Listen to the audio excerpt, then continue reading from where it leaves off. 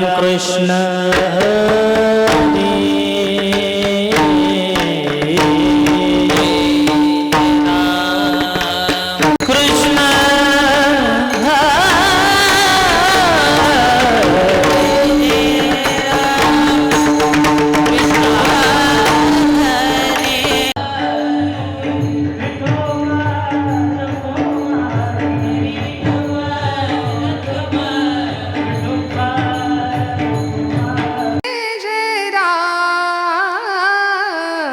कृष्ण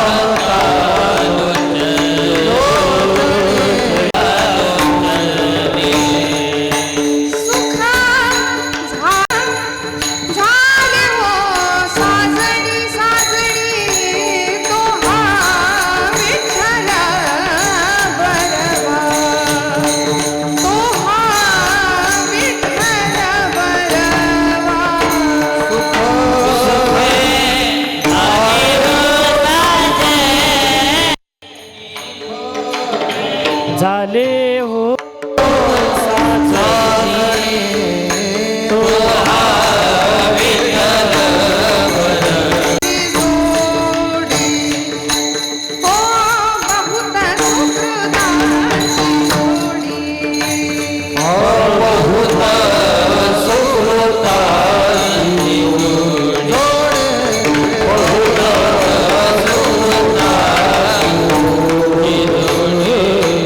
हनुनी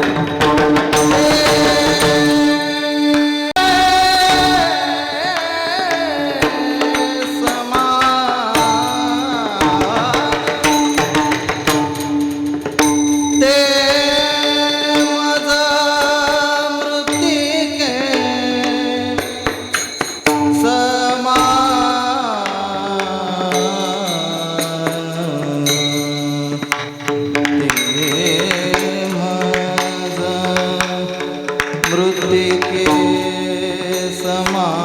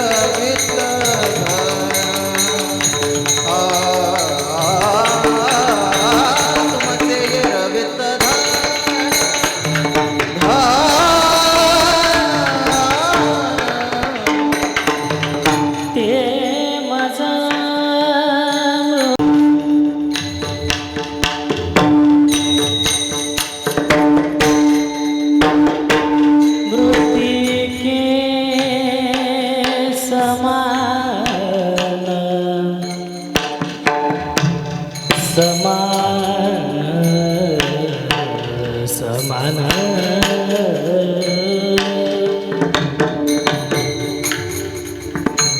ते मज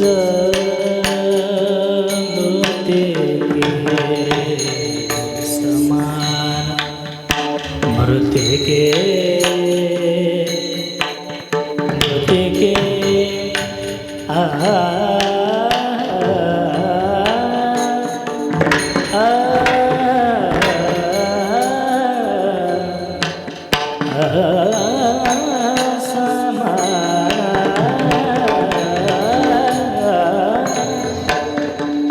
समान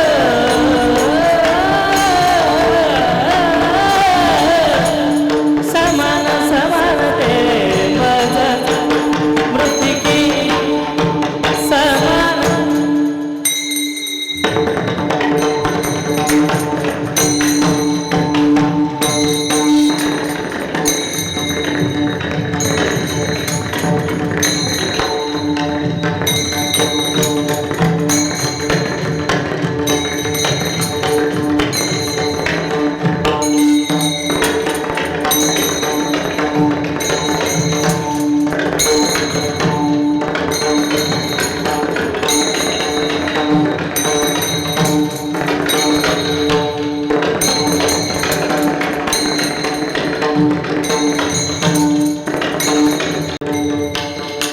मज मृतिके समान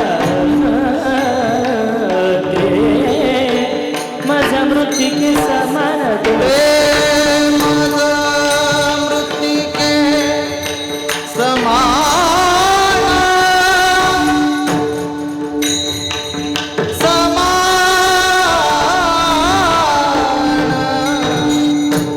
समान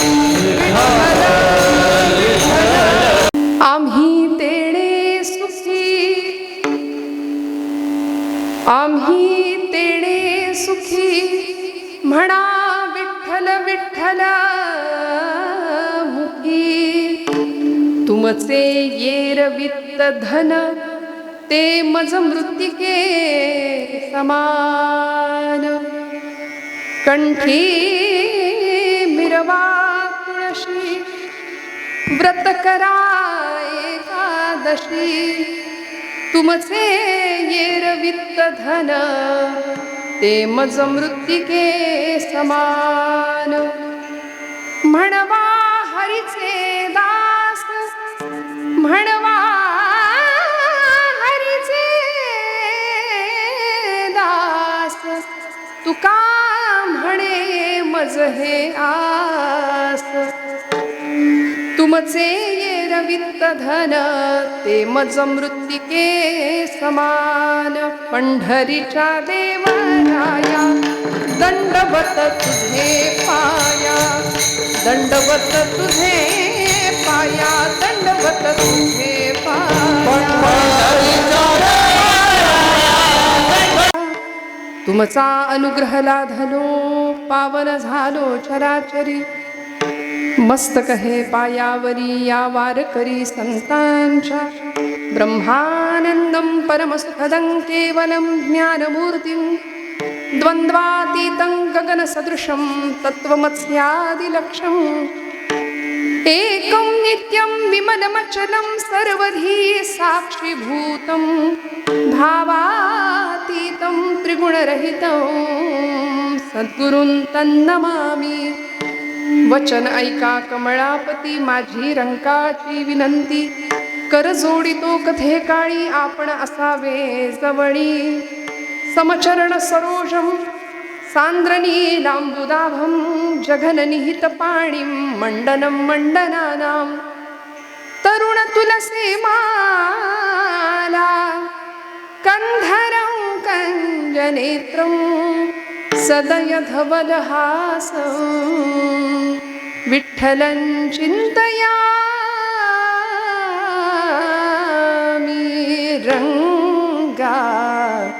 येईवो ये रंगा येईवो ये रंगा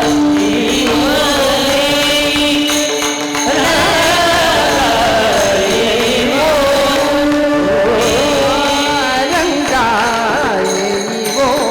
ये रंगा येईवो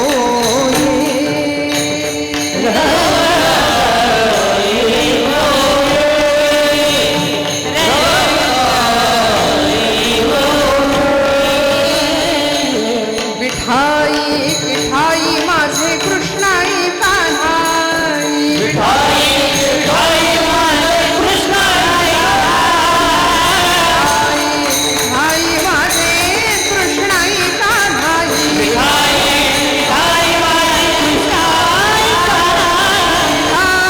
विठाई माझे कृष्णाई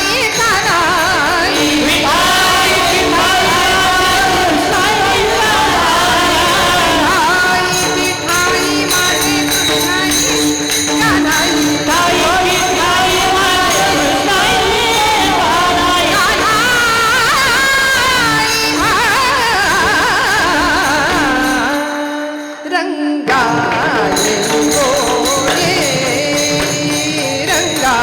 जीवनाचं सर्वांगीण कल्याण करणारं कलियुगातलं भक्तीचं उत्तम साधन नवविधातली सर्वश्रेष्ठ असलेली कीर्तन भक्ती. या भक्तीच्या माध्यमातून आपलं कल्याण करून घ्यावं याकरता आपण सर्व मंडळी इथे उपस्थित आहात. निमित्त गोड आहे, आपल्या सगळ्यांच्या हृदयाच्या जवळच आहे. आपल्या परिवारातलं एका बाळाचं कौतुक आहे, वाढदिवसाचा दिवस आहे. आणि या निमित्ताने आजच्या कीर्तन सेवेसाठी काय होते, दबतोय आवाज सगळा परत. विठ्ठल विठ्ठल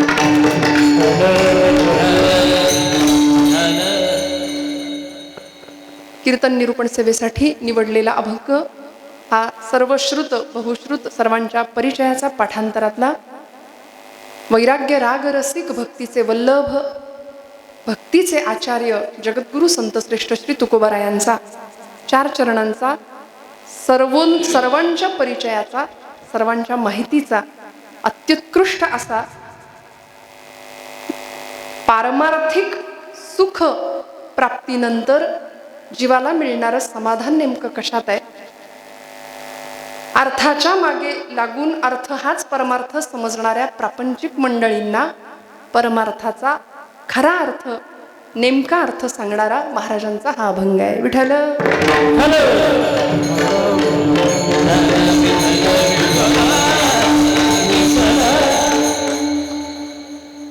आजचा दिवस महान आहे.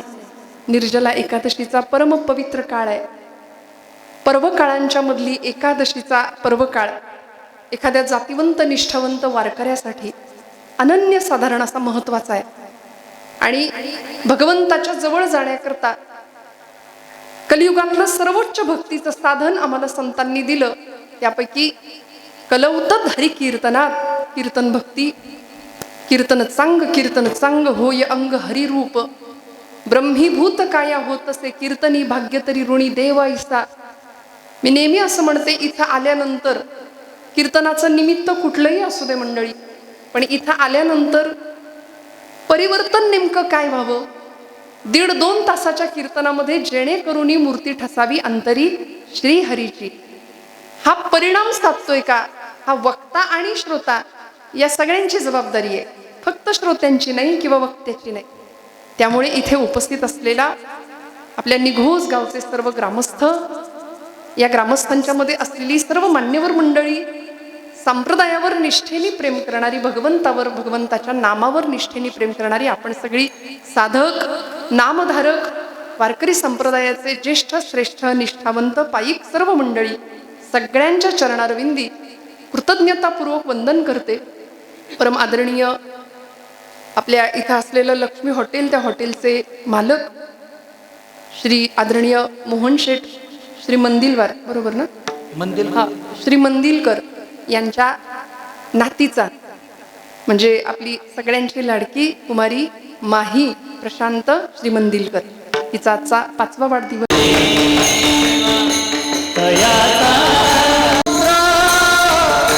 तयाचा हरिख वाटे देवा. आपल्या कुळामध्ये सात्विक संतती जन्माला यावी. मग त्यांच्याकरता गर्भापासूनच भारतीय अध्यात्मशास्त्रांनी व्यवस्था करून ठेवली आहे. जन्माला आल्यानंतर नाही, जन्माला येण्या आधीपासूनच, दुसऱ्या महिन्यापासूनच बाळ आईच्या आजूबाजूच्या सगळ्या संवेदना, जगाच्या संवेदना ग्रहण करायला सुरुवात करतं.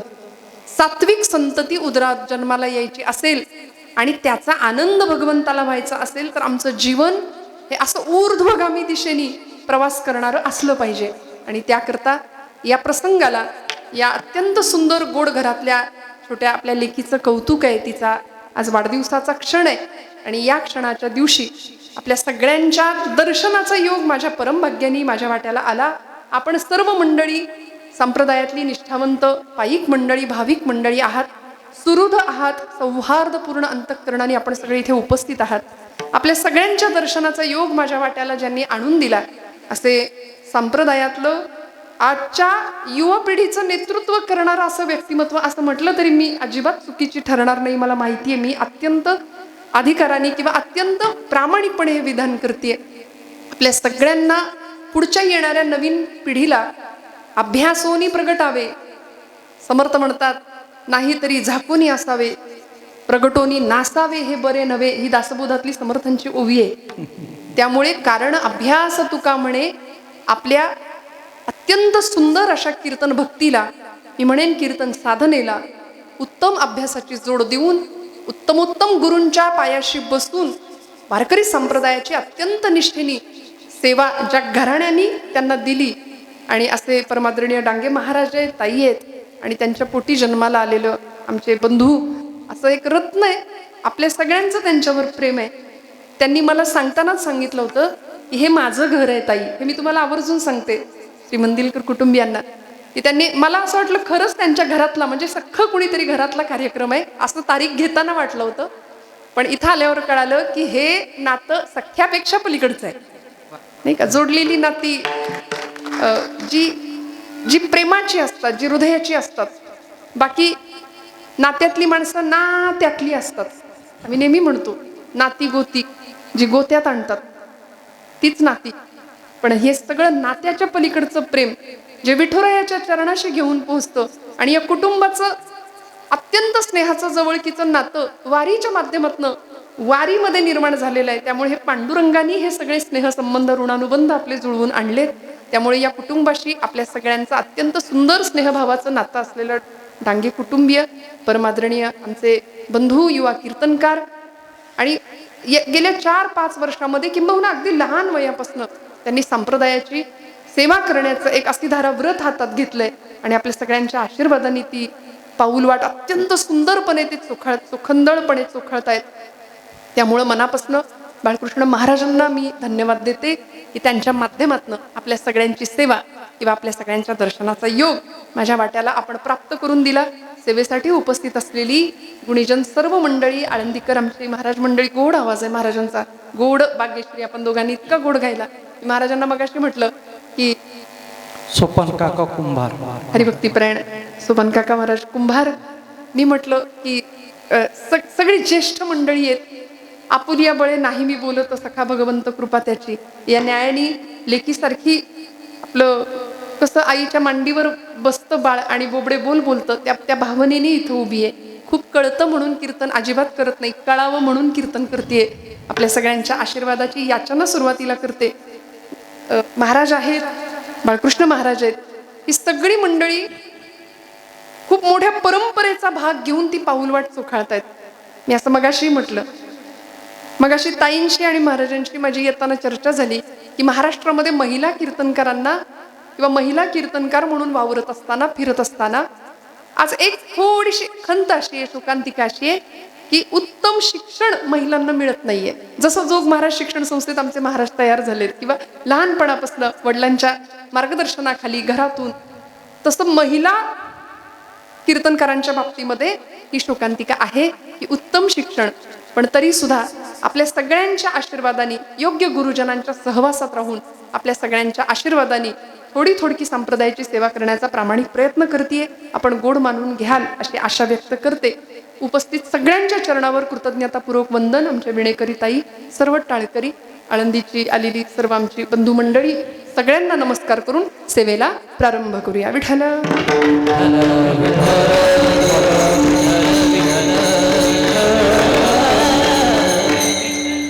आई जगदंबा मळगंगेचा अधिष्ठान आहे इथं. भगवती आदिशक्ती, आदि माया, परांबा शक्ती आहे ती आणि तिचं अधिष्ठान असलेली ही भूमी आहे. आल्या आल्या आई जगदंबेचं सुंदर दर्शनही मला प्राप्त झालं. उत्तम ध्वनी व्यवस्था आहे. हे सगळं आठवण साठवून ठेवणारं साधन यूट्यूबच्या माध्यमातून किंवा व्हिडिओ शूटिंगच्या माध्यमातून चालू आहे. दिलेली ही पायवाट, या वाटेचे वेध सगळ्यांना लागलेत. जागृती पुसे साजणी, कवण बोलिले अंगणी. माऊलींना वेध लागला. विरहिणीच्या माध्यमातून भगवंताची आर्त स्वरांनी साथ घातली. निरखिता वो नयनी वृंदावनी देखिला, मनी वेधू वो तयाचा पंढरी रायाचा. मला त्या पांडुरंगाचा वेध लागला, लढा लागला. त्याला कधी एकदा भेटेन अशी आर्त भावना ज्ञानोबरायांच्या मनात व्यक्त झाली. आणि आपण सगळे वारकरी, सगळे भक्तीचे या वाटेवर चालणारे आपण सगळी साधक, उपासक मंडळी, भक्त मंडळी, आता या सगळ्यांना वारीचे वेध लागलेत. पांडुरंगाला कधी एकदा भेटेन असं एखाद्या वारकऱ्याला वाटावं. आणि आज परमपवित्र असा निर्जळा एकादशीचा दिवस आहे. मग या एकादशीच्या परमपर्व काळावर आजच्या कीर्तन सेवेमध्ये 4 चरणांचा तुकोबरायांचा अभंग माझ्या अल्पकुवतीनुसार, अल्पशक्तीनुसार आपल्या समोर मांडण्याचा प्रयत्न करणार आहे. अभंग कधीही सुटत नाही, सोडवता येत नाही. तुम्ही म्हणाल कीर्तन सुरू झालंय, बराच वेळ पुढे निघून गेला आणि तुम्ही हे विधान करताय, हे ताई तुम्हाला शोभतंय का? अभंग सुटत नाही, सोडवता येत नाही म्हणजे काय? तर मी माझं विधान नाही सांगत. श्रीपाद शास्त्री भडांगे गुरुजी म्हणायचे की अभंग कधीही सोडवता येत नाही, अभंग कधी सुटत नाही. अभंग सुटला तेव्हाच म्हणावं जेव्हा कीर्तन करता करता देह पडला. अभंग सुटत नाही का? तर तुकोबांना नेमकं काय म्हणायचंय हे आपण आपल्या अल्पकुवतीनुसार नाही सांगू शकत. ज्ञानोबांना कुठल्या भावावस्थेमध्ये जाऊन ज्ञानोबरायांनी अभंग लिहिले असतील किंवा तुकोबरायांची अभंग रचना झाली असेल हे आपण इथं बसून नाही सांगू शकत. त्या भावावस्थेवर पोहोचणं, तो अत्युच्च भाव प्राप्त करणं हे मनुष्य जन्मामध्ये आपल्यासारख्या प्रापंचिकाला अतिदुर्लभ आहे. त्यामुळे फक्त त्या अभंगाच्या अर्थाची आपण सुंदर अशी पूजा बांधायची आणि नेमकं तुकोबरायांना काय म्हणायचं असेल याचा थोडासा विचार करून त्या अभंगाच्या शब्दांची पूजा बांधत बांधत आपण हा अभंग पूर्ण करायचा. भगवंताच्या उपासने करता, भगवंताच्या भक्ती करता कलियुगामध्ये अनेक साधन आहेत मंडळी, अनेक साधन आहेत. भक्तीची अनेक साधन आहे. कुणी जपजाप्य करतंय, कुणी तीर्थयात्रा करतं, कुणी दान धर्म करतं. जो तो ज्याला त्याला झेपेल, ज्याला त्याला पचेल, रुचेल अशी भक्ती करतोय. प्रत्येकाने आपापलं बघावं, आपल्याला काय जमतंय. म्हणून आपण भक्ती करतो की उपासना करतो याचा विचार पहिल्यांदा करूया. आपण काय करतो? आपण भक्ती करतो की उपासना करतो? आपण प्रापंचिक माणसं आहे. मी मगाशी एक वाक्य उच्चार केला, आपण अर्थाचा परमार्थ करण्याकरता जास्त धावतोय सध्या. कळलं ना? अर्थाचा परमार्थ आपल्याला जास्त कळतो किंवा त्याच्यासाठी आपण सगळी धावाधाव करतो. परमार्थाचा अर्थ कळायला आपल्याला खूप वेळ जातो, आयुष्य निघून जातं. मग खरा परमार्थ नेमका काय आहे? खरी उपासना नेमकी काय? खरी भक्ती नेमकी काय? हे संतांनी आम्हाला साधं सोपं करून दिलं. आम्ही भक्ती करतो की उपासना करतो? तर त्याचं उत्तर असं आहे, आम्ही भक्ती नाही करत, आम्ही उपासना करतो. कारण आमची उपासना सकाम आहे. भक्ती म्हटलं की निष्काम आली पाहिजे आणि उपासना सकाम आहे. मग त्या उपासनेमध्ये प्रापंचिक काहीतरी वस्तू पूर्ण व्हाव्यात, प्रपंचातलं सुख लाभावं, उत्तम प्रपंच व्हावा, या कामनेनी आपण भगवंताकडे येतोय. आम्ही सगळी सांसारिक माणसं आहे, प्रापंचिक माणसं आहे. जीवन उत्तम सुख प्राप्त असलेलं जीवन आम्हाला मिळावं, सहज जीवन प्रवास व्हावा आणि सगळ्या ऐहिक सुबत्ता आम्हाला लाभाव्यात, सुखाबरोबर समृद्धी सुद्धा लाभावी, या विचारांनी किंवा या धारणेने आमचा प्रवास सुरू आहे. आणि मग त्याकरता आम्ही मंदिरात जातोय, त्याकरता देवदेव करतोय, त्याकरता धर्म करतोय, भगवंताच्या जवळ गाऱ्हाणी मांडतोय. म्हणून आपण भक्त नाही तर आपण उपासक आहोत असं मी म्हणेन. मग ही उपासना कुठल्या टप्प्यांनी चालली आमची बघा.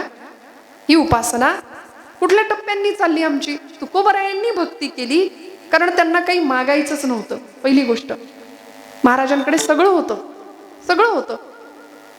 12 वर्ष सलग दुर्गा देवीचा दुष्काळ म्हणून ज्या इतिहासाने नोंद घेतली, अशा दुष्काळजन्य परिस्थितीमध्ये घराचे वासे फिरले, प्रपंचात 18 विश्व दारिद्र्य ही अवस्था प्राप्त होऊन सुद्धा तुकोबराय स्थितप्रज्ञ आहेत. भगवान गोपाल कृष्णांचा अत्यंत आवडीचा शब्द आहे गीतेतला, स्थितप्रज्ञ आहे. त्या परिस्थितीमध्ये समाधानी. हे विलयानंते तैसेची राहावे, चित्ती असो द्यावे समाधान. मग सध्या सगळी दुनिया किंवा सगळं जग या एका गोष्टीच्या मागे, सुख आणि समाधान.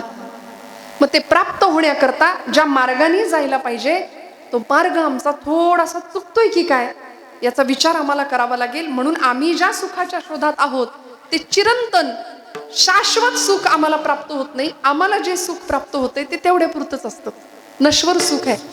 म्हणून मग सुखापाठोपाठ दुःख, दुःखापाठोपाठ परत सुख.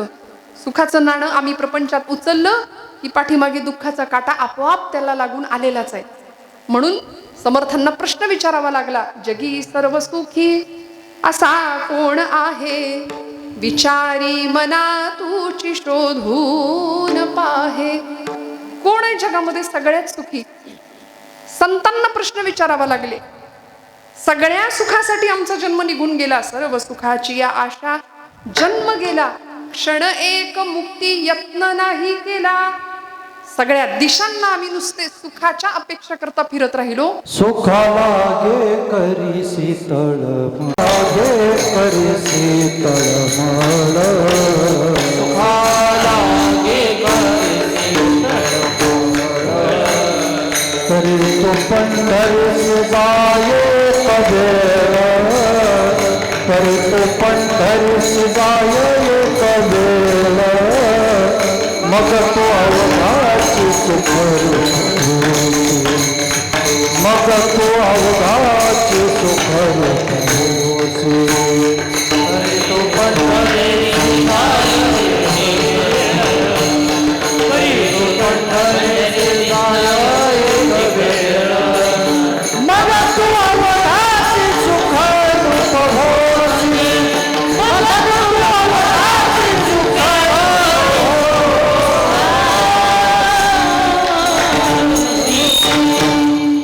जन्मोजन्मीचे दुःख विसरशी. हा सुखाचा पत्ता संतांनी दिलाय. पण आम्ही सुख शोधतोय प्रपंचात आणि मग ते सुख शोधता शोधता शोधता वाट्याला दुःख येतंय. आम्ही जी उपासना किंवा आम्ही त्याला भक्ती म्हणतो अशी भक्ती करतो ती सकाम भक्ती आहे. काही ना काहीतरी परमेश्वराकडून हवंय याकरता आम्ही त्याच्याकडे जातोय. मग उपासना करत असताना नेमक्या कुठल्या टप्प्यांनी आमची उपासना झाली पाहिजे याचा विचार करत असताना उपासनेचा पहिला टप्पा आम्हाला सांगितला गेला, प्रयत्न करावा लागेल. कधी परमार्थातही प्रयत्न लागेल आणि प्रपंचातही प्रयत्नच लागेल. प्रयत्न न करता काहीच आयतं मिळणार नाही आपल्याला. परमार्थासाठी सुद्धा आम्हाला उत्तम प्रयत्न करावाच लागेल, योग्य मार्गाने वाटचाल करावी लागेल. प्रपंचामध्ये सुरा असेल माझा हरी तर देईल, हे असं काही म्हणायला हरी एवढा वेडा नाही, तो सरळ नाही तुम्हाला आणून देणार. सगळी भौतिक सुबत्ता प्राप्त करण्याकरता सुद्धा जीवाचं काय करावं लागतं, रान, देहाची काय हाडाची काढ, रक्ताचं सगळं माहितीये तुम्हाला. हे सगळं करावं लागतं आपल्याला. आणि एवढं करून सुद्धा ज्याच्यासाठी केलंय ते केलं म्हणतं का? म्हणतात का? मुलं म्हणतात, प्रपंच म्हणतो की तुम्ही आमच्यासाठी केलं. 25 वर्षाचा पोरगा आपल्याला विचारतो काय केलं आमच्यासाठी, नाही का? मग हा जो प्रपंच आहे याच्याकरता आम्ही देह झिजवतोय आणि ज्या सुखाची कामना या प्रपंचाकडून करतोय तो प्रपंच मुळात दुःखमय आहे. आपण ऐकलं नाही का? संसार दुःखमूळ आहे. या प्रपंचाकडून आम्ही सुखाची अपेक्षा करताच कामा नये. मग या सगळ्या परमार्थिक आणि ऐहिक पारलौकिक वाटचालीमध्ये सगळ्यात पहिला टप्पा आहे प्रयत्न करावा लागेल. उपासनेचा, भक्तीचा दुसरा टप्पा आहे प्रतीक्षा. वाट बघावी लागेल थोडी. आपल्याकडे कुणाकडे वेळ आहे वाट बघायला? आहे का? आम्ही वाट बघायला तयार नाही. भक्तीमध्ये, परमार्थामध्ये आणि प्रपंचामध्ये दोन्हीकडे आम्हाला प्रतीक्षा करावी लागते, वाट बघावी लागते. 3 शिट्ट्यांमध्ये कुकरमध्ये भात तयार होतो, बरोबर आहे ना महिला मंडळी? भात तयार होतो, पण तयार झालेला भात पानात येण्याकरता काय करावं लागतं? का तसाच आपण खातो? नाही ना, वाट बघावी लागते. साधं उदाहरण. पण परमार्थामध्ये सुद्धा प्रतीक्षा अत्यंत महत्वाची आहे. मग ती प्रतीक्षा आमच्या अनेक संतांनी केली. देव जेवत नाही म्हणून 5व्याच वर्षी नामदेव महाराज वाट बघितली, वाट बघितली, वाट बघितली आणि एका क्षणाला म्हटले, आता जेवणार नसतील, इथं पायरीवर डोकं आपटून जीव देतो, तू ये. तेव्हा आला, तेव्हा आला, सहज नाही प्राप्त झाला. शबरी माता रामायणातलं सुंदर चरित्र आहे. किती वाट बघावी हो.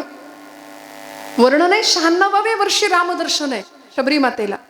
इतकी वाट बघितली की अस्थिपंजर झालेल्या तिच्या त्या देहाचे मांसाचे लचके गिधाड कावळं तोडून न्यायला लागले. पण शबरी माता म्हणायच्या, कागा कागा सब कुछ खाइए, चुन चुन मेरा मांस, लेकिन 2 नयन मत फोड़िए, प्रभु मिलन की आस. सगळं घेऊन जा म्हणाले, पण माझे 2 डोळे फोडू नका, कारण मला देवाला पाहायचंय, कारण मला भगवंताला पाहायचंय. चप्पल काढून या. विठ्ठल विठ्ठल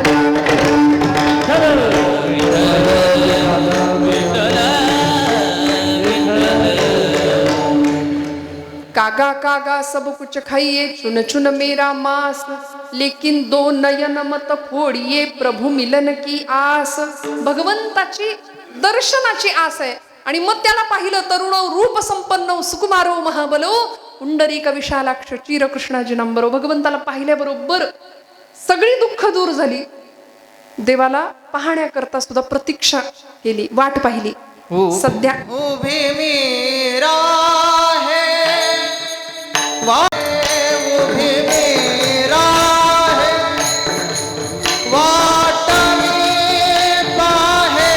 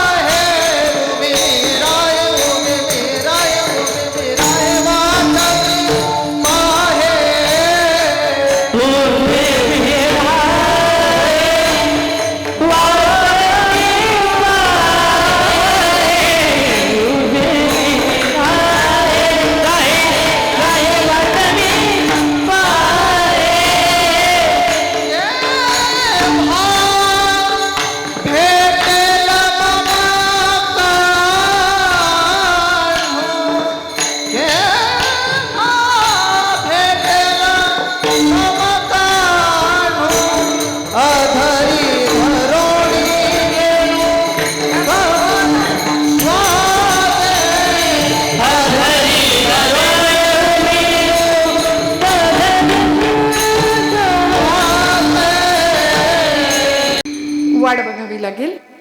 प्रपंच असो, परमार्थ असो, प्रतीक्षा करावी लागेल. उपासनेचा पुढचा टप्पा आहे. पहिला टप्पा प्रयत्न, मग प्रतीक्षा, पुढचा टप्पा आहे प्रार्थना. आर्त स्वरांनी देवाची प्रार्थना करावी लागेल. देव प्राप्त व्हावा याकरता रडावं लागेल. वेळ प्रसंगी आपण रडतो का? देवासाठी नाही रडत, आपण प्रपंचासाठी रडतो, नाही का? घरामध्ये मुलासाठी रडू, पतीसाठी रडू, पत्नीसाठी रडू, प्रपंचासाठी आम्ही रडू, सुनेसाठी रडू किंवा सुनेमुळे रडू, नाही का? दोन्हीमध्ये फरक आहे. प्रपंच रडवणार आहे, प्रपंचात आम्ही रडतो, पण आम्ही देवासाठी नाही रडत, देवासाठी नाही रडत. मग आर्त स्वरांनी ज्ञानोबरायांनी डोळ्यातनं अश्रुधारा वहाव्यात आणि भगवंताची प्रार्थना करावी. आर्त स्वरांनी त्याच्यासाठी टाहो फोडावा. मग बघा, या प्रक्रियेतनं ही भक्ती अशी मुरत मुरत मुरत गेली आणि मग प्रयत्न, प्रतीक्षा, प्रार्थना आणि हे सगळं झाल्यानंतर शेवटी संतांना प्राप्त झाला तो प्रसाद. विठ्ठल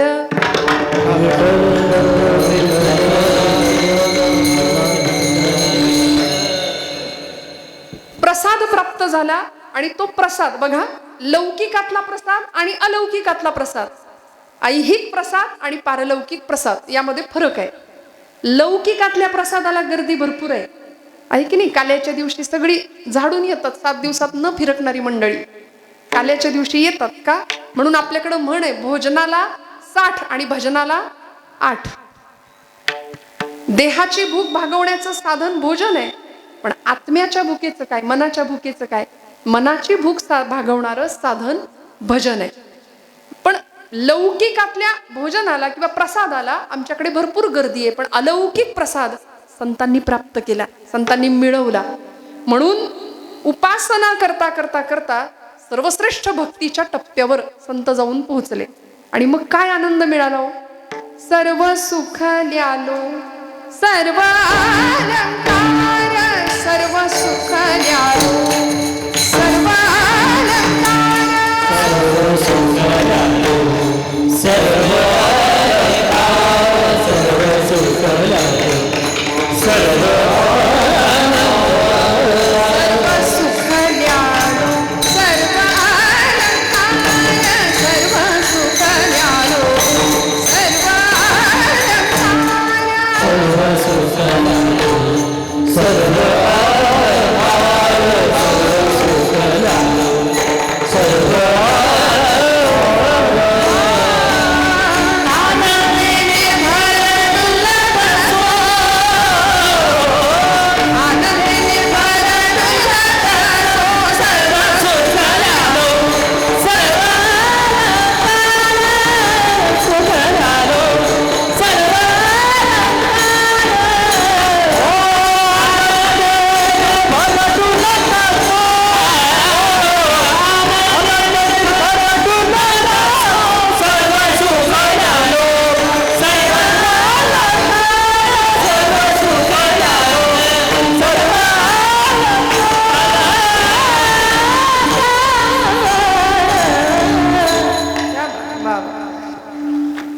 वाजवा ना, मनापासून वाजवा. इच्छा असेल तर जरूर वाजवाव्या टाळ्या, छान दाद द्यावी, कौतुक करावं आपल्या माणसांचं. आणि हे सोपं नाहीये मंडळी, ही कला आहे. आणि प्रसादासारखी कला या मंडळींना प्राप्त झाली आहे. हे तो भगवंताचे देणे आहे परमेश्वराचं. हे कुणाचंही काम नाही. येथे पाहिजे जातीचे येरा गवळ्याचे काम नव्हे. मग ती पखवाज वादनाची कला असू दे, गायनाची कला असू दे. इथं महाराज स्वतः कीर्तनकार आहेत, सगळी बरीचशी मंडळी इथं वक्ते आहेत, गायक आहेत, निरूपणकार आहेत, श्रोते आहेत. त्यामुळं असं भाग्य जुळून यायला सुद्धा वक्त्याचं भाग्य लागतं बरं का. काय अलंकार, काय अनुभव घेतला तुकोबरायांनी. सर्व सुख ल्यालो सर्व अलंकार, आनंदे निर्भर डुल्लत सो. आम्हाला प्रापंचिक ऐहिकातलं दुःख वाट्याला आल्यास नंतर सुद्धा किंवा आलं तरीही प्रपंचातली प्रतिकूलता आम्ही परमार्थातली अनुकूलता बनवली. आणि ज्याचा प्रपंच प्रतिकूल आहे त्याचा परमार्थ अनुकूल राहतो बरं का. प्रपंच जर सगळा सुखाचा असेल तर परमार्थ घडत नाही, सहसा नाही घडत. संतांच्या बाबतीमध्ये तुकोबरायांचं म्हणणं असं आहे की आम्ही या सुखाला प्राप्त झालो, आम्ही हा प्रसाद प्राप्त केला. आता हा प्रसाद आपल्याला प्राप्त व्हावा असं संतांना वाटतं. कारण जो ब्रह्मानंद संतांनी अनुभवला, जो ब्रह्म साम्राज्याच्या शिखरावर संत आरूढ होते, तो ब्रह्म साम्राज्याचा आनंद किंवा तो ब्रह्मरस आपल्याला सुद्धा प्राशन करता आला पाहिजे, ही त्यांची तळमळ होती. म्हणून मग जन्माला आलेल्या प्रत्येक जीवाचं हित कशात आहे हे संतांना कळालं. त्या कळवळ्याने तुमच्या माझ्या सुखाची कामना त्यांनी केली आणि ते सुख प्राप्त व्हावं याची कारणं स्वतः अनुभवातनं सिद्ध करून आपल्या समोर मांडली. की तुम्हाला सुख हवंय ना. सांसारिक माणूस सुखाच्या अपेक्षित आहे, पण आपल्याला सुख काही केल्या मिळत. सांगा बरं, तुम्ही सगळे सुखी आहे का? हा नाही. बघा, मावशीने अनुभव सांगितला, प्रपंचाचा अनुभव सांगितला, सगळ्यांच्या माना अशा हल्ल्या की आपण सुखी. परवा एक मावशीबाई भेटल्या होत्या मला, मी बऱ्याचदा हा किस्सा सांगते. आणि बऱ्याच दिवसांनी भेटल्या. 6 महिन्यापूर्वी त्यांच्या मुलाचं लग्न झालं होतं. त्यांच्या मुलाचं लग्न झालं, लक्ष्मीच्या पावलांनी सुनबाई घरात आली. आणि 6 महिन्यापूर्वी त्या मावशींचा जो लग्नातला चेहरा होता तो 6 महिन्यानंतर मला काही तसा दिसला नाही. मला जरा फरक जाणवला. मग मी त्यांना विचारलं, मावशी 6 महिन्यापूर्वी तुमचा जो चेहरा होता तो राहिला नाही, तो जरा पडलाय, काय झालंय, बरं आहे ना सगळं? मग त्यांचा चेहरा अजूनच पडला. त्या म्हणल्या, अगं काही विचारू नको, काही विचारू नको. 6 महिने संपले आणि माझा पोरगा पूर्णपणे बदलून गेला. मला आई आई आई म्हणणारं माझं बाळ, माझ्याशिवाय ज्याचं पान हलत नव्हतं असा माझा मुलगा, सगळं तिचं ऐकायला लागलं. 6 महिन्यात तिचा झाला, नाही का? आणि चेहरा त्यांचा पडला. म्हटलं जाऊ दे ना मावशी, अहो संसार हा असाच आहे, हे असंच चालायचंच. जाऊ दे, मुलाच्या बाबतीत असा अनुभव आला. मुलगी कशी आहे, तिचंही लग्न झालंय, तिचाही विवाह झालाय, ती बरी आहे ना, ती दिल्या घरी सुखी आहे ना. मग त्यांचा चेहरा एकदम टवटवीत झाला परत, इतका खुल्ला काय सांगू तुम्हाला. म्हणलं मुलगी बरी आहे ना, सुखात आहे ना? म्हणाले हा, तिचं काहीच विचारायची गरज नाही, नवऱ्याला असं मुठीत ठेवलंय म्हणले तिने.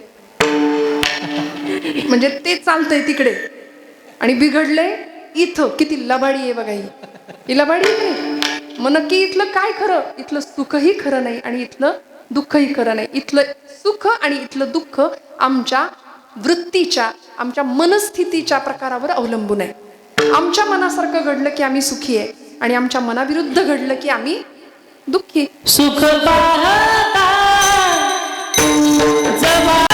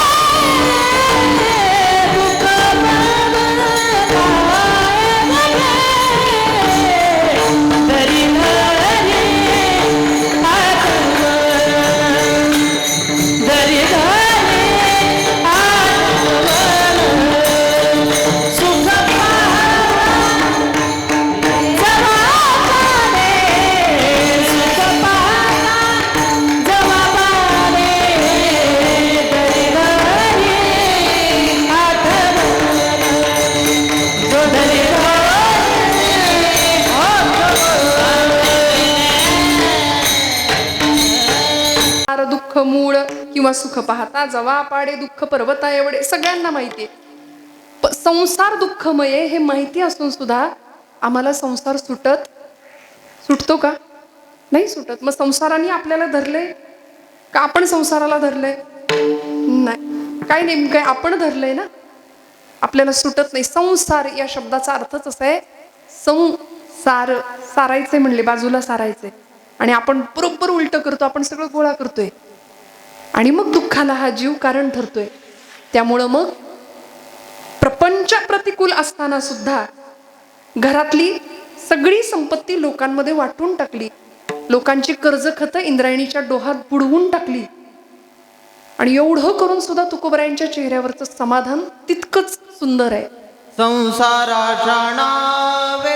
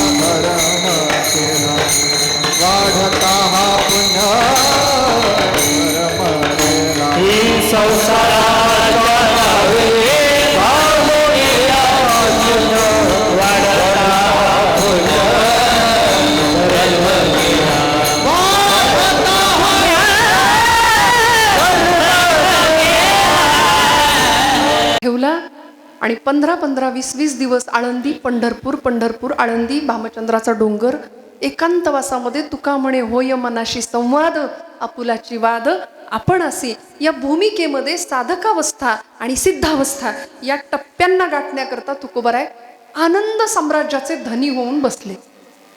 आमच्यासारखा एखादा प्रापंचिक माणूस ज्यावेळी तुकोबरायांना पाहतो त्यावेळी महाराजांना विचारतो, महाराज सांगा ना हो, इतकं सगळं प्रपंचामध्ये दुःख आहे, खायची मारामार आहे, नेसायला धड वस्त्र नाहीये, अशा अवस्थेमध्ये सुद्धा तुम्ही एवढे सुखी कसे? महाराज आपल्या समाधानाचं आणि आपल्या चेहऱ्यावर आपल्या अंतरंगात असणाऱ्या सुखाचं कारण सांगतात अभंगाच्या प्रथम चरणापासून.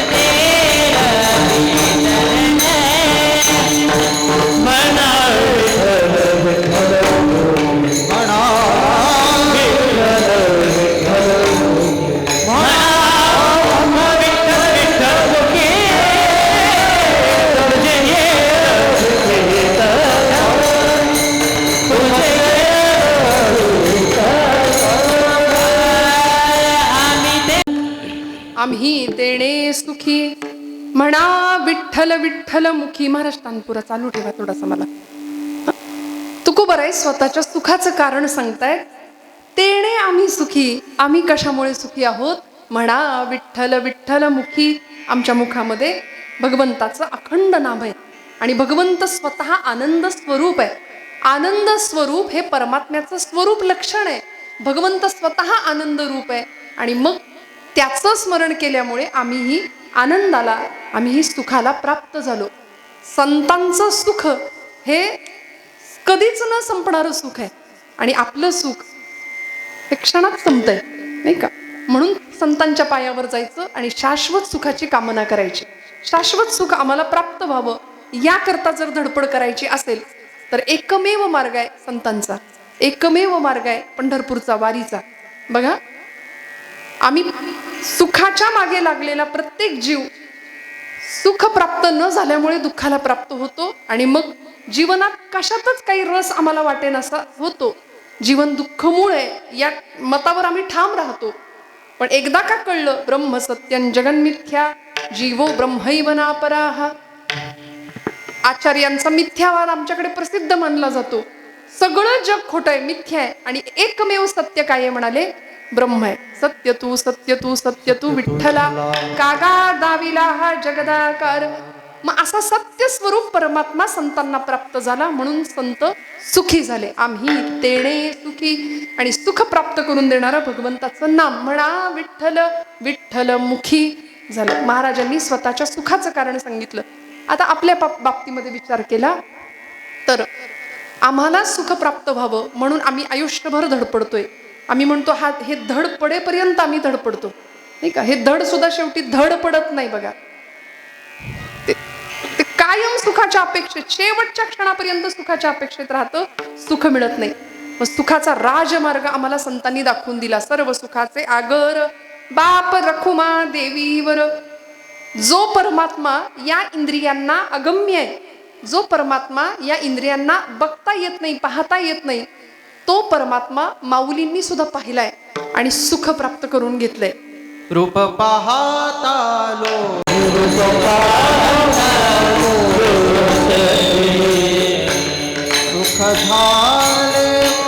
सुख झाले हो साजणी. आम्हाला त्याला पाहिल्याबरोबर सुखाचा लाभ झाला. ज्ञानोबराय सांगतात, योग्यांना दुर्लभ असलेला तो आम्ही दिसला, तो आम्ही पाहिला, आम्हाला दिसला. या डोळ्यांनी दुर्लभ बघा ना, ऐहिक सुखाच्या मागे लागलेली आपण सगळी मंडळी वारी आली तरी पटकन घर सुटत नाही. देवधर्म आमच्याकडून सहजासहजी घडत नाही. संसार बिनसला की आमचं हे सगळं नीट घडतं. पण संतांनी प्रपंच बाजूला ठेवला आणि अवघा संसार सुखाचा करीन ही प्रतिज्ञा घेऊन अतिंद्रिय असलेला परमात्मा इंद्रियांना त्या परमात्म्याचा भोग घडवून आणि अशी प्रतिज्ञा ज्ञानोबरायांनी केली. अतिंद्रिय परिभोगवीन इंद्रिया करवी आणि योग्यांना दुर्लभ असलेला परमात्मा पाहिला. योगिया दुर्लभ तो म्या देखिला साजणी. आमचं कुठे अडकतं माहितीये का? आम्ही भले मोठे संशय घेत बसतो. भगवद्गीता सांगते संशयात्मा विनश्यती. अर्जुनाचं काय झालं होतं? मनामध्ये संशय आला, मनामध्ये मोह निर्माण झाला आणि म्हणून 18 अध्यायी गीतेचा प्रपंच भगवंतांना करावा लागला. मग शेवटच्या मोक्ष संन्यास योगामध्ये अर्जुनाला भगवंतांनी ज्यावेळी विचारलं, विश्वरूप दर्शन दिलं, दिव्य चक्षु प्रदान करून दिले आणि मग विश्वरूप दर्शनानंतर अर्जुनाला त्याची स्थिती विचारली, तेव्हा अर्जुन काय म्हणतो? नष्टो मोह स्मृतिर्लब्धा त्वत्प्रसादान्मयाच्युतः स्थितोऽस्मि गतसंदेह करिष्ये वचनं तव. आता माझं अर्जुन पण संपलं आणि मी तुझ्यासारखा झालो नव्हे, मी तूच झालो किंवा आपण दोघं भिन्न राहिलो नाही या प्रचितीला अर्जुन गेला. आणि मग करिष्ये वचनं तव ही अनुभूती घेतली की आता तू म्हणशील तसं देवा. आमचं काय झालंय माहितीये का? सगळं काही मी करतो, अहंतेच्या आणि ममतेच्या या सगळ्या व्यापात आम्ही फसल्या कारणाने आम्ही सुखाचा पत्ता हरवून बसलो, संशय घ्यायला लागलो. आमच्या वारीमध्ये सध्या तरुण मंडळींचा सहभाग भरपूर आहे बघा. आणि ती सगळी रील बनवणारी जास्त नाही का, सोशल मीडियाचा काळ आहे सध्या. सगळ्यांना दिसायचंय मोबाईलवर, सगळ्यांना दिसायचंय सोशल माध्यमांवरती. त्यामुळे रील बनवणाऱ्यांची संख्या जास्त आहे. प्रत्येकाच्या हातात मोबाईल. बऱ्याचदा हा दृष्टांत आपण ऐकला असेल कदाचित. एक 70 वर्षाचे गृहस्थ होते, आजोबा होते. त्यांना आमचा एक अगदी कॉलेज वयीन कुमार होता, तरुण होता. हातामध्ये मोबाईल घेऊन त्यांच्या समोर उभा राहिला आणि म्हणला, बाबा तुमची मुलाखत घेतो मोबाईलवरती. झालं, शूटिंग सुरू झालं आणि त्यांना विचारलं, म्हणले बाबा कधीपासून वारी करताय? वारी कधीपासून करताय? ते म्हणले, लेकरा नाही आठवत मला मी वारी कधीपासून करतोय.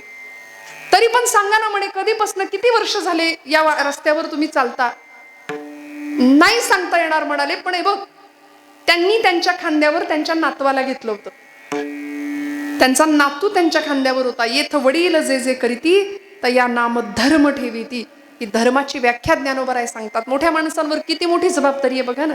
आज ही परंपरा, माहीच्या वाढदिवसाला आपण कीर्तनाचं आयोजन करावं, ही मोठ्यांची परंपरा आहे किंवा हा मोठा विचार आहे मोठ्यांचा. येथ वडील जे जे करीती तया नाम धर्म ठेवीती. नातवाला घेऊन खांद्यावर निघाले होते. त्यांनी उत्तर दिलं, बघ किती वर्ष झाली मला आठवत नाही, पण माझा नातू जसा माझ्या खांद्यावर बसलाय तसा मी माझ्या आजाच्या खांद्यावर बसून येत होतो, तेव्हापासून मी वारी करतोय म्हणले. मी वारी करतो. त्या पोराचा पुढचा प्रश्न तयार होता. तो मुलगा म्हणाला, बाबा इतके वर्ष वारी करता, दिसला का पांडुरंग? देव भेटला का? पांडुरंग दिसला का? ते म्हणाले, नाही लेकरा, नाही दिसला अजून. अहो आता 90 इकडे जाल तुम्ही तरी वारी करताय आणि अजून पांडुरंग दिसला नाही? खरंच नाही दिसला. मग कशापायी वारी करताय? ते म्हणले, भरपूर बोललास, 8 वाजून गेले, मी बोलू का थोडासा? मी बोलू का थोडं? म्हणले, बोला. म्हणाला, बाळा इतके वेळ तू मला प्रश्न विचारले, आता मी एक तुला प्रश्न विचारतो. तुम्ही शहरी माणसं कुत्रा पाळता ना? म्हणले, हा आम्ही कुत्रा पाळतो. आमचा कुत्रा आमच्या फ्लॅटमध्ये सुद्धा असतो, घरात असतो. म्हणले, आम्ही गावाकडची माणसं, शेतकरी माणसं, आम्ही पण कुत्रा पाळतो, पण आमचा कुत्रा कधीही घरात येत नाही. घराच्या पुढच्या मागच्या दारात राहतो. इमानदारीने आमचं राखण करतो. सुगीच्या दिवसात धान्याची रास पडते त्यावेळी आमच्या वस्तीचं रक्षण करतो, आमच्या धान्याचं रक्षण करतो. आणि जर मध्यरात्री आमच्या वस्तीमध्ये एखादा चोर शिरला तर आमचा कुत्रा भुंकतो. त्याचं भुंकणं ऐकून पलीकडच्या वस्तीतला कुत्रा भुंकतो. त्याचं भुंकणं ऐकून त्या पलीकडच्या वस्तीतला कुत्रा भुंकतो. असं करता करता त्या रात्री 25 कुत्री एका वेळी भुंकायला सुरुवात करतात. चोराला कोणी पाहिलंय? एका कुत्र्याने. ते आजोबा, ते वारकरी बाबा त्या कॉलेज कुमाराला सांगत होते, म्हणले, अरे तुला अजून नाही लेकरा डोक्यात प्रकाश पडला का? आपल्या कुणावर तरी विश्वास ठेवायचा असतो. चोराला सगळ्यांनी नव्हतं पाहिलं, एकाने पाहिलं होतं, पण कळालं होतं ही भुंकायची वेळ आहे, सगळ्यांनी भुंकलं पाहिजे. हे जर प्राण्यांना कळतं तर आम्ही माणसासारखी माणसं आहे. आम्ही नाही पाहिला पांडुरंग, पण आमच्या ज्ञानोबांनी पाहिलाय, आमच्या तुकोबांनी त्याला पाहिलाय. मग आम्ही का नाही त्या वाटेने जायचं? मग ज्या वाटेवरून आमची माऊली गेली, ज्या वाटेवरनं आमचे तुकोबा गेले, ज्या वाटेवरनं आज मुक्ताई आई साहेबांचं प्रस्थान झालंय, मग ही सगळी मंडळी त्या वाटेवरनं आम्ही का नाही? मग आम्हालाही पांडुरंग दिसेल, आम्हीही सुखाच्या साम्राज्याच्या त्या साम्राज्य शिखरावर आरूढ होऊ.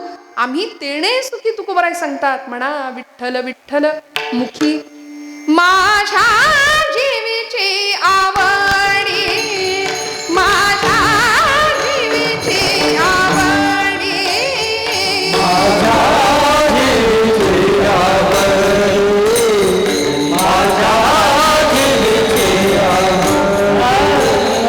माझ्या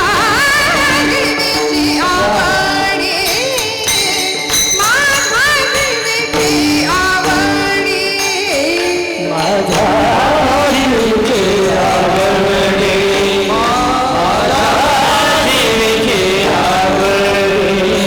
पंढरपुरा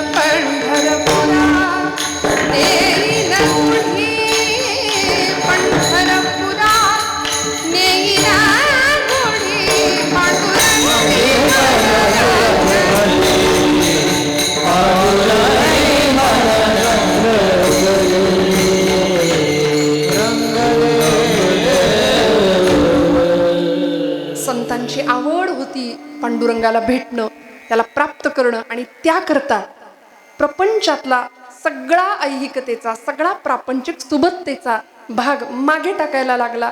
तरी प्रसंगी ते केलं. साधन संपत्ती हेची माझे धन, जवळीच नीट सुखरूप तुकोबराय म्हणतात. शीतळ हा पंथ माहेराची वाट, जवळीच नीट सुखरूप. साधन संपत्ती हेची माझे धन, सकळ चरण विठोबाचे. आमची खरी संपत्ती, आमचं खरं धन जर काय असेल ना, तर भगवंताचं नाम. आमुचे हे धन विठ्ठलाचे नाम. त्यामुळं म्हणा विठ्ठल विठ्ठल मुखी तेणे आम्ही सुखी. त्यामुळे आता तुम्ही ज्या प्रापंचिक ऐहिक साम्राज्याच्या मागे लागता, मग प्रपंच करायचा नाही का उत्तम? धन जोडायचं नाही का? अहो फाटकं तुटकं जगणं संतांनाही मान्य नाही, पण आमचं जगणं असं असावं, आमच्या येणाऱ्या पिढीला सुद्धा आम्ही काय संस्कारांचं दान द्यावं, काय संस्कार करायचे असतात, काय दान दिलं पाहिजे अर्थपूर्ण जगण्याकरता की अर्थार्जनाकरता जगण्याकरता आम्ही त्यांना प्रेरित करायचंय. हा ज्याचा त्याचा प्रश्न आहे. आम्ही आमच्या लेकरांना सांगतो, बाळा खूप शिक, खूप मोठा हो. आम्ही त्यांना कॉन्व्हेंटला घालतो, लाखो रुपये डोनेशन फीस भरतो. भरपूर मोठा हो, भरपूर शिक, खूप मोठा हो, खूप मोठा हो, आणि खूप काय कर, पैसा कमव. याच्या पलीकडे आम्ही काय शिकवतो अजून?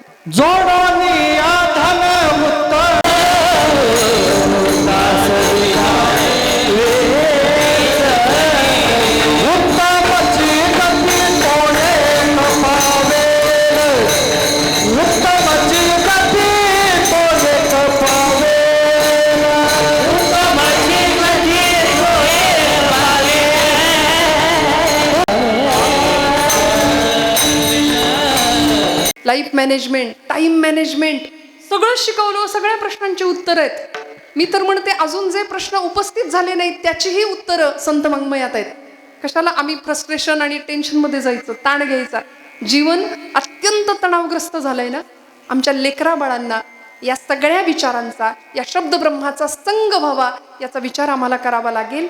ऐहिक भौतिक समृद्धीच्या मागे न धावता आम्हाला उत्तम मार्गाने जीवन आमचं जर ऊर्ध्वगामी दिशेने न्यायचं असेल तर आम्हाला काय करावं लागेल? तुकोबाराय कृतीतनं हा संदेश आपल्या समोर मांडतात. काय घडलं होतं? असा प्रसंग काय आला होता? छत्रपती शिवाजी महाराज हिंदवी स्वराज्याचे संस्थापक, ज्या छत्रपतींनी आपल्या आईच्या विचारांचा धागा पकडला आणि गर्भापासूनच आईचे विचार किंवा संस्कार, त्या संस्कारांचं प्रतिबिंब रक्तात उमटलं, आणि हळूहळू स्वराज्य आकाराला आलं, स्वराज्य साकार केलं. हे राज्य व्हावे ही तो श्रींची इच्छा. प्रतिपश्चंद्र लेखे व वर्धिष्णूर विश्ववंदिता शाहसूनो शिवसैषा मुद्रा भद्राय राजते, असं प्रतिपदेच्या चंद्रकोरीप्रमाणे चढतं वाढतं स्वराज्य या भूमीमध्ये आकाराला आलं. एवढंच नाही, 6 जून 1674 साल रायगडावर 32 मण सोन्याचं सिंहासन सजलं. राजे अभिषेक झाला, राजांना शिवराज्याभिषेक झाला आणि राजे सिंहासनावर बसले. मिळालेलं सगळं स्वराज्य आपल्या गुरूंच्या चरणावर समर्पित करावं म्हणून तुकोबरायांकडे येतात आणि सगळं धन किंवा सगळं स्वराज्याचं धन महाराजांना अर्पण करावं या भावनेने जेव्हा समोर येतात तेव्हा महाराज म्हणतात, राजा, जसा समर्थांनी संदेश दिला, आई जगदंबेकडे प्रार्थना केली, तुझा तू वाढवी राजा, आई जगदंबे माझ्या राजाला असं बळ दे, तसं तुकोबरायांनी सुद्धा विठ्ठल परमात्म्याला प्रार्थना करावी या माझ्या राजाच्या स्वराज्यासाठी. 12 मावळातनं इतकी मावळे सैनिक जमा करून दिले की अरे तुमच्या शरीराचा, तुमच्या बलदंड शरीर यष्टीचा उपयोग हा धर्मासाठी होऊ द्या, हा स्वराज्यासाठी होऊ द्या म्हणून तुकोबरायांनी 12 मावळ्यातली सैनिक, शिवसैनिक स्वराज्याला जोडून दिली आणि दिलेलं सगळं धन माघारी केलं आणि अभंगाच्या दुसऱ्या चरणात म्हणाले,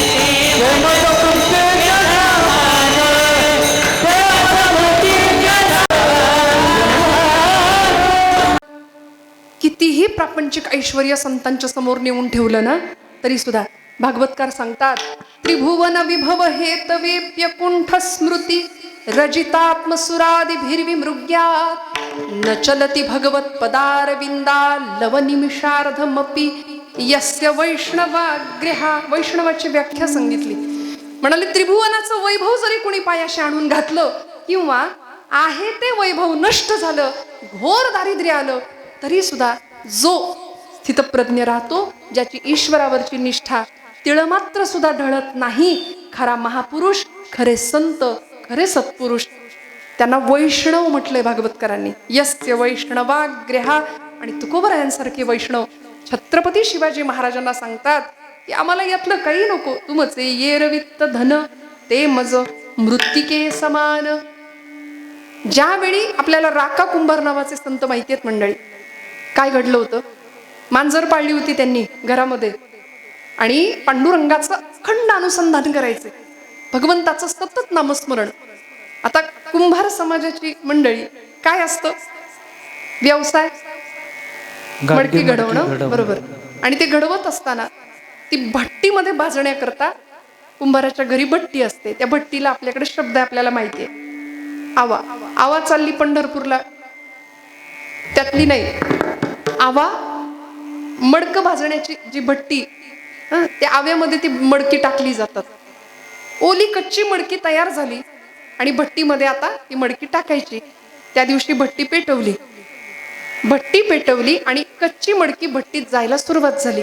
राका, बंका आणि वंका असं त्या कुटुंबाचं नाव. राका, पत्नीचं नाव बंका, मुलीचं नाव वंका. ती सगळी मडकी आता भट्टीत जाणार. पण त्यातल्या ओल्या कच्च्या मडक्यांमध्ये त्यातलं एक मडकं असं होतं, त्याच्यामध्ये ती जी मांजर होती ना ती व्यायली आणि तिची पिलं, 4-5 पिलं आपली तिने त्या मडक्यामध्ये ठेवली आणि ती निघून गेली.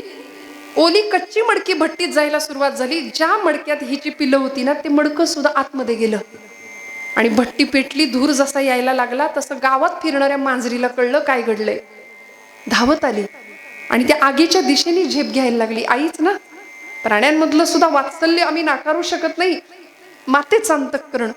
राकाला कळे ना, अगं आगीच्या दिशेनं कुठं जाती म्हणून बाजूला केलं. पण मनात शंका आली. बायकोला विचारलं, हिने हिची पिलं मडक्यात ठेवली आहेत का ग? ती म्हणली नाही बाबा, मग नाही जी, मला नाही ठाऊक. पोरीला विचारलं, ती म्हणली बाबा मला बी नाही ठाऊक. राकाला कळालं काय कळायचं ते. राकांनी विचार केला की या आईनी हिची लेकरं यातल्या एका मडक्यात ठेवली आहेत आणि हे मडकं माझ्याकडून भट्टीत गेलंय. आता काही 2-3 दिवस भट्टी विझणार नाही. ते चांगलं भाजून मडकं बाहेर येईपर्यंत भट्टी काही विझणार नाही. तिथंच बसले, पांडुरंग परमात्म्याची प्रार्थना केली आणि सांगितलं, भगवंता या माईलेकरांची ताटातूट होऊ देऊ नकोस. कारण आजपर्यंत निष्ठेने तुझं नाम केलं, अखंड नामस्मरण केलं, प्रापंचिक सुखाची कधी अभिलाषा नाही केली. येर वित्त धन जमवण्यासाठी कधी वेगळी खटाटोप नाही केली. पोटापुरतं कमावलं आणि मिळालेल्यामध्ये समाधानी राहिलो. पण आता माझं जर नाम खरंच असेल, मी केलेली उपासना खरी असेल, तर या माईलेकरांची ताटातूट करू देऊ नको. तुझं ब्रीद आहे निर्वाणी गोविंद असे मागे पुढे, काहीच साकडे पडो नेदी. आता तू तुझं ब्रीद राख आणि तू तुझं जर ब्रीद रक्षण केलंस तर मी माझ्यासारख्या भक्ताचा तुला शब्द आहे की या माईलेकरांची जर भेट घडवून दिलीस तर सगळं घरदार सोडेन, घरादारावर तुळशीपत्र ठेवीन आणि तुझ्या नामस्मरणाकरता पंढरपुरात कायमचा येऊन राहील. हा शब्द दिला पांडुरंगाला, बर का. आणि 3 दिवस ध्यान लावून नामस्मरण करत तिथं बसले. 3ऱ्या दिवशी भट्टी विझली आणि पक्की मडकी, तयार झालेली मडकी भट्टीतनं बाहेर काढायला सुरुवात झाली. मांजरीला माहिती होतं कुठल्या मडक्यात माझी पिलं आहेत. तिनं बरोबर त्या मडक्याजवळ जावं. ते मडकं जसं बाहेर आलं तसं तुरु तुरु तुरु तुरु तुरु तुरु 5च्या 5 पिल्लं मडक्यातनं बाहेर पळायला लागली. हा चमत्कार पाहिला, भगवंताची लीला पाहिली. योगक्षेमं वहाम्यहम अनन्या चिंतयन्तो माम ये जनाः पर्युपासते तेषां नित्याभियुक्तानां योगक्षेमं वहाम्यहम. भगवंतांनी रक्षण करावं, दिलेला शब्द राकांनी पाळावा. घरदार सोडलं, पंढरपुरात जाऊन राहिले. बघा, घरात जन्माला आलेली संतती सुद्धा कशी असते अशा भक्तांच्या. ज्यावेळी पंढरपुरामध्ये उदरनिर्वाह सुरू झाला, आता लाकडाच्या मोळ्या बनवायच्या, विकायच्या पोटापुरतं आणि पांडुरंगाचं स्मरण करायचं. तिघही लाकडाची मोळी डोक्यावर घेऊन चालतायत. समोर राका चाललेत, मागणं त्यांची बायको आणि तिच्या मागे मुलगी चाललीये. राकांनी डोक्यावरची मोळी घेऊन चालत असताना मातीत पडलेलं एक सोन्याचं नाणं पाहिलं आणि मागणं आपली पत्नी येते, आपली मुलगी येते याचा विचार करून त्या नाण्यावर अशी माती ढकलून दिली. राका म्हणाले, मला तरी या संपत्तीचा मोह नाही. तुमचे येर वित्त धन ते माझं मृत्तिके समान. पण मागून माझी पत्नी येते, माझी मुलगी येते आणि स्त्री सुलभ स्वभावाप्रमाणे त्यांना या सोन्याचा अलंकाराचा किंवा मोह जडू शकतो, म्हणून माती झाकली आणि निघाली पुढं. शाणाक्ष होती मुलगी. ते पोरीने पाहिलं आणि बाबांना विचारलं, बाबा इथं काय झाकलं तुम्ही, कशावर माती झाकली? राकांना सांगण्याशिवाय पर्याय नाही उराला. ते म्हणले, पोरी इथं सोन्याचं नाणं पडलं होतं बाळा. आपण पांडुरंगाला शब्द दिलाय, आपण त्याच्या नामासाठी आलोय, आपण ऐहिकातलं दहन जमवण्याकरता आलो नाही, म्हणून तुला या सोन्याचा मोह निर्माण होऊ नये म्हणून म्हणले मी याच्यावर माती टाकली. ती पोरगी काय होती बघा. काय असतं संतांच्या घरचं, कुळामध्ये जन्माला येणं सुद्धा, कुळी कन्यापुत्र आपण प्रमाण ऐकलं मगाशी. अशी कन्या होती. एका हातात माती घेतली, एका हातात ते सोन्याचं नाणं घेतलं. बाबा हे सोन्याचं नाणं, याचा मोह मला निर्माण होईल अशी तुम्हाला चिंता वाटली का? लहान लेक होती, पण तिनं उत्तर द्यावं, बाबा मला सांगा, अशी किती सोन्याची नाणी दिली म्हणजे भट्टीत गेलेली मांजरीची पिल्लं जिवंत बाहेर येतात? याच्यापेक्षा माझा बाबा तर कितीतरी श्रीमंत आहे, कारण त्याच्या शब्दाला भगवंत जागतो, त्याचा शब्द भगवंत राखतो. इतका बाप माझा श्रीमंत असताना मला या सोन्याचा मोह जडेल असं तुम्हाला वाटलंच कसं? म्हणून संतांची धारणा आहे, तुमचे येर वित्त धन ते मज मृत्तिके समान. प्रश्न संस्कारांचा आहे मंडळी. काय संस्कार केले हो? आम्हाला सगळं जोडायला शिकवले, आम्ही जोडतोच की नाही? लेकरांना पण आम्ही तेच शिकवतो. बांधावर उभे राहतो, येणाऱ्या पाहुण्याला म्हणतो ते झाड दिसतंय, ती जमीन, तो डोंगर, तिथपर्यंत सगळं या पठ्ठ्याचं आहे, माझं आहे. ती धरणी माता म्हणते, बाई ग, याचा पणजा पण हेच म्हणत होता, याचा आजा पण हेच म्हणत गेला, हा पण हेच म्हणतोय. सगळे या मार्गाने जाणारे, काहीच नेता येत नाही, सगळं इथं राहणारे, तरी सुद्धा माझं माझं माझं माझं अहंता आणि ममता आम्ही जोडत बसलो. करायचं नाही का? उत्तम प्रपंच करायचाच आहे. आपण प्रमाण ऐकलं, जोडून या धन. पण तुकोबराय म्हणतात, तुमचे येर वित्त धन ते मज मृत्तिके समान. कारण आम्हा विठ्ठल नामाचं धन आमच्यासाठी सगळ्यात मोठं आहे. हा संस्कार महत्वाचा आहे. आज वाढदिवस आहे आपल्या लेकीचा, बघा. असाच एक वाढदिवस होता, 5 वर्षाचेच होते. या जगामध्ये एक चमत्कार घडला. मी दृष्टांत सांगून आपण जाऊ समारोपाकडे. चमत्कार घडला या जगामध्ये. एक योद्धा संन्यासी म्हणून जन्माला आला होता. योद्धा कधी संन्यासी नसतो आणि संन्यासी कधी योद्धा नसतो. असतो का कधी संन्यासी युद्धावर जातो का? कधी नाही. आणि योद्धा कधी संन्यासी नसतो. पण ज्यांचं वर्णन या भारत भूमीने योद्धा संन्यासी असं केलं, असे नरेंद्र विश्वनाथ दत्त असं त्यांचं नाव. स्वामी विवेकानंद पुढच्या काळामध्ये लहान होते, 5 वर्षाचे, पण असा काही अलौकिक जीवन प्रवास करून दाखवला. 39 वर्षाचं उणपुरं आयुष्य लाभलं. पण हा महात्मा 11 सप्टेंबरचा तो जागतिक कीर्तीचा इतिहास, विश्वबंधुत्वाचा नातं संबंध भारत भूमीला किंवा हिंदू धर्माचा प्रसार प्रचार संबंध जगभर केला आणि शिकागोची धर्म परिषद गाजवली. पण संस्कार काय होता? 5व्या वर्षाचा वाढदिवस.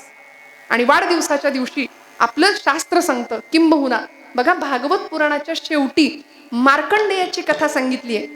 आणि आपलं धर्मशास्त्र किंवा आपलं हिंदू शास्त्र, आपलं हिंदू संस्कृती अशी सांगते, वाढदिवसाच्या दिवशी उगीच नको तो धांगडधिंगा न करता आपल्या लेकरांना मार्कंडेयाची कथा ऐकवावी, की त्यांनी भगवान भोलेनाथांची कशी पूजा केली, कशी भक्ती केली. त्या मार्कंडेयाची कथा म्हणजे 5व्या वर्षी मृत्यू असताना सुद्धा चिरंजीव पद प्राप्त करून घेतलं, यमावर काळावर सुद्धा सत्ता प्राप्त करून घेतली. अशा मार्कंडेयाची कथा वाढदिवसा दिवशी सांगावी. भागवतात सांगितले बरं, मी माझं नाही सांगत. बरं, या वाढदिवसाच्या दिवशी उत्तम औक्षण करावं, गोडधोड करावं. आवडतच असला तर आपला नाही का केक सुद्धा तुम्ही, ज्याचा त्याचा प्रश्न आहे, केक कापावा. पण या पलीकडे जाऊन आज आपण जे बाजूला, आज आपण जे प्रकार किंवा जे काही घडतंय ते पाहतो, ते पाहिलं की असं वाटतं आपण संस्कृतीचा किती मोठा ऱ्हास होताना आपण पाहतोय. तो केक खाण्याकरता असतो की तोंडाला फासण्याकरता असतो, हे ज्याचं त्यांनी ठरवावं. आमची कॉलेजवयीन पिढी आहे, चंगळवाद आणि भोगवादाच्या आहारी जाणारी पिढी आहे. काय घडलो, काय संस्कार द्यायचा आजच्या दिवशी? मी उदाहरण सांगून पुढे जाते. 5व्या वर्षीचा वाढदिवस होता नरेंद्रांचा. नरेंद्र लहानपणीचं नाव. सगळी मित्रमंडळी आली, आईनं छान औक्षण केलं आणि पोरांची चर्चा रंगली. तू मोठेपणी कोण होणार रे? आता लहान मुलांची चर्चा असते बघा, कोण होणार तू मोठा झाल्यावर? तू मोठा झाल्यावर कोण होणार? एकाने सांगितलं माझे वडील डॉक्टर आहेत, मी डॉक्टर होणार. दुसरा म्हणला माझे वडील इंजिनियर आहे, मी इंजिनियर होणार. तिसरा म्हणला माझे वडील बाबा राजकारणात आहे, मी राजकारण करणार. ज्याचं त्याचं ज्यांनी त्यांनी सांगितलं. आता नरेंद्राचे वडील म्हणजे कलकत्ता हायकोर्टाचे वकील होते, सुप्रसिद्ध वकील. या पठ्ठ्याने उत्तर दिलं. त्याला सगळ्यांना वाटलं हा वकील होईल म्हणेल, पण हा म्हणाला मी घोडा चालवणारा टांगेवाला होणार आहे, मी टांगेवाला होणार आहे. सगळे पोरं हसले. आता आपल्यालाही वाटलं की वडिलांनी एखादी कानफाटात मारली असेल की काय.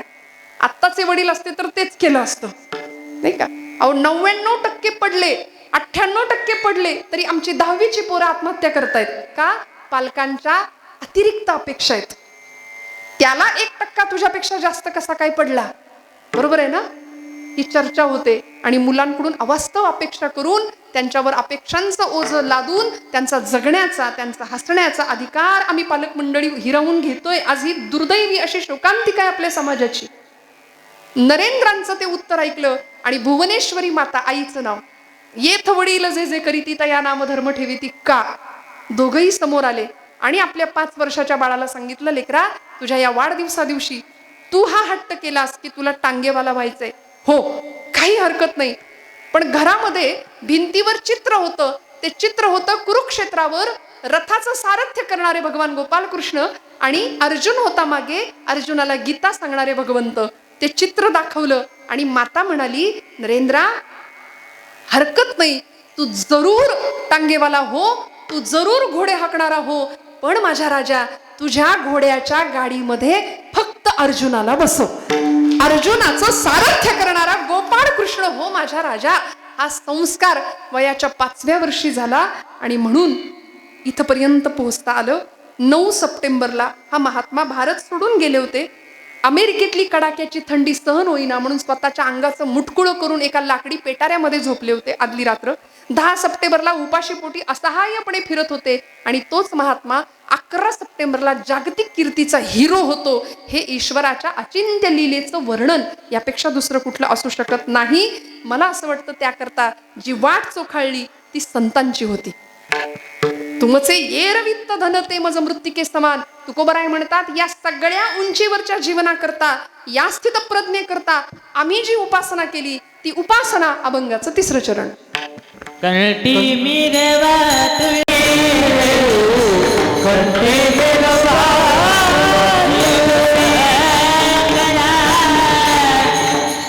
हा एका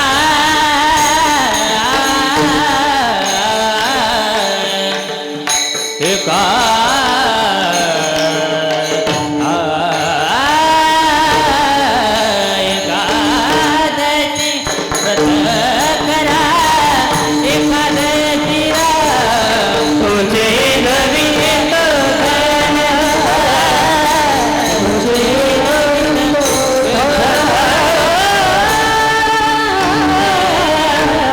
येरवित्त धन ते मज मृत्तिके समान. विठोबा रखुमाई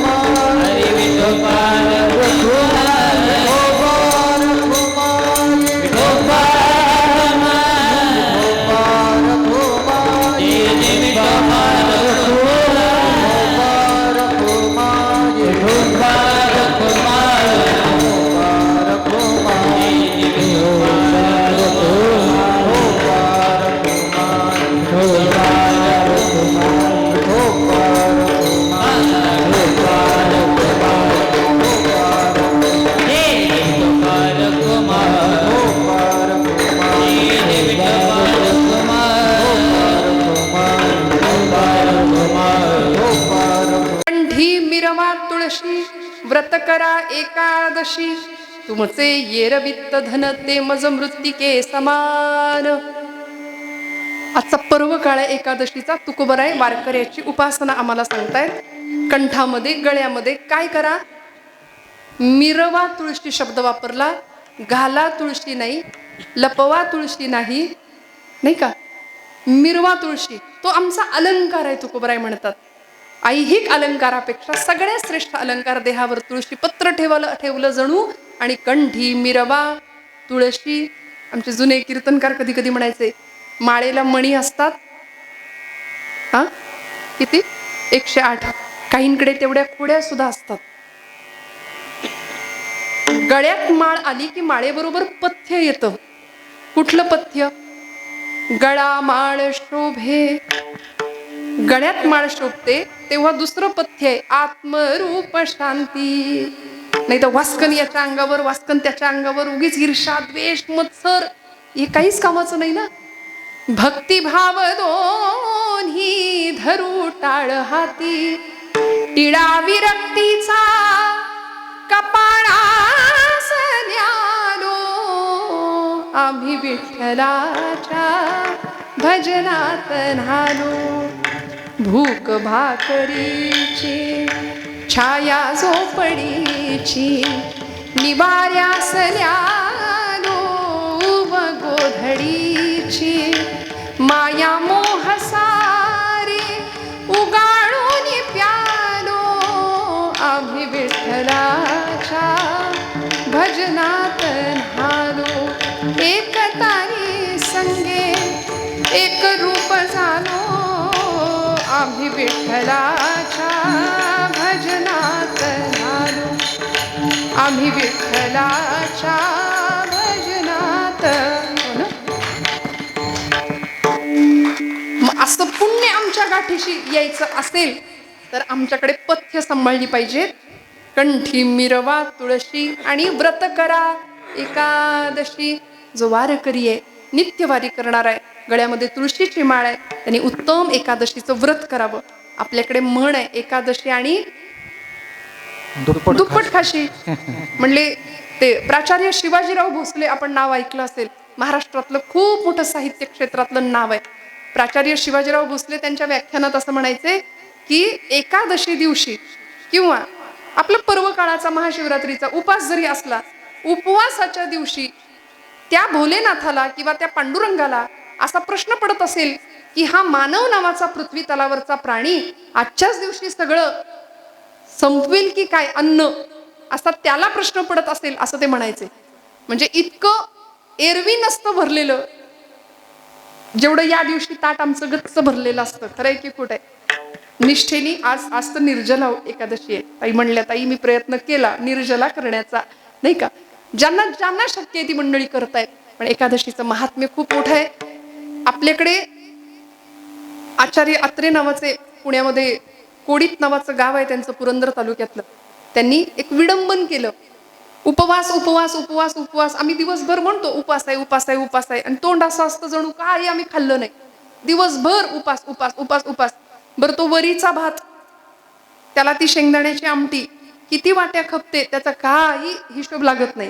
सगळं कॉन्क्रीट जाम करून सुद्धा असा काही चेहरा करतो की आमचा उपास, नाही का, जणू काही शिक्षा आहे भगवंतांनी आम्हाला केलेली. नाही, एकादशीच्या मागे शास्त्रीय कारण सुद्धा तितकंच आहे.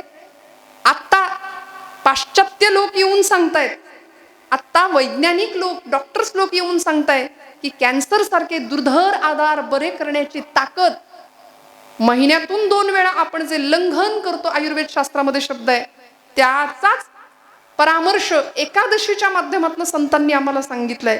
म्हणजे जिथं आमचं मनाचंही आरोग्य सांभाळलं जावं आणि आमच्या देहाचंही आरोग्य सांभाळलं जावं. कारण शरीरम आद्यम खलु धर्म साधनम.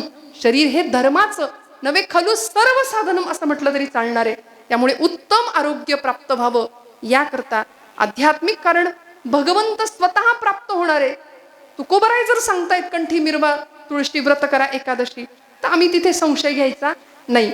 आम्ही एकादशीचं व्रत करावं. अत्रे म्हणायचे आमचा उपास म्हणजे असा असतो. गंमत म्हणून ऐका, सोडून द्या बरं. ते म्हणले, उपास मज लागला सखे ग बाई, उपास मज लागला, उकडले बटाटे 6, एकटीसाठी बरं का, मोजिल्या खारका 10, किस नुसता केला पहा सखे ग बाई, उपास मज लागला. आणि मग एवढं दिवसभर केल्यानंतर हा उपास मज भोवला, जीव कासा 20 झाला. नको बाई, बीपी आहे, मला शुगर आहे, मी आपली जेवूनच घेते. आणि मग शेवटी हा उपास मज भोवला, जीव कासा 20 झाला, दही भात मधुर चोपला सखे ग बाई, उपास मज लागला. असा काही उपास कामाचा नाही. उपवास भगवंताच्या, उप म्हणजे जवळ, वास म्हणजे वस्ती करणं, अखंड त्याच्या चिंतनात राहणं, म्हणजेच त्याचं स्मरण करणं, त्याच्या गुणांचं, त्याच्या लीलेचं, त्याच्या कीर्तीचं गायन करणं, जी कीर्तन भक्ती आम्हाला शिकवते. हाताने टाळी वाजवा, मुखाने गोड नाम घ्या, भजन करूया आणि मग भैरवीकडे जाऊया आपण. विठ्ठल विठ्ठल विठ्ठल विठ्ठल बोला.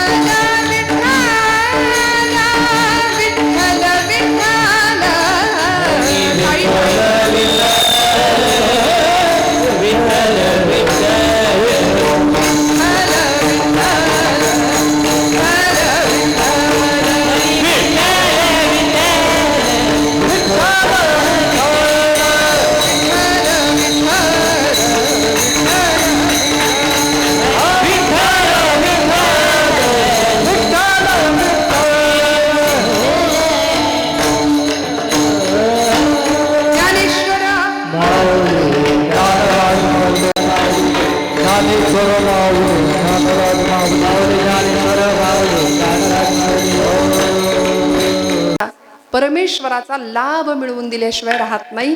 आणि मग शेवटी नवविधातली एक भक्तीचा उल्लेख तुकोबरायांनी केलाय की देवाला आपलं मालक बनवावं आणि आपण त्याचं जन्मोजन्मीसाठी दास्यत्व घ्यावं. मने सहित वाचा काया अवघे दिले पंढरीराया असं म्हणून अत्यंत नम्रतेचा भाव स्वतःकडे घ्यावा. लहानपण देगा देवा मुंगी साखर रेचा रवा असं म्हणून दास व्हावं. म्हणून तुकोबराय शेवटच्या चरणामध्ये म्हणतात, म्हणवा हरीचे दास, म्हणवा हरीचे दास, हरी मनवा हरी येरवित धाम तुमचे मृत्तिके समान.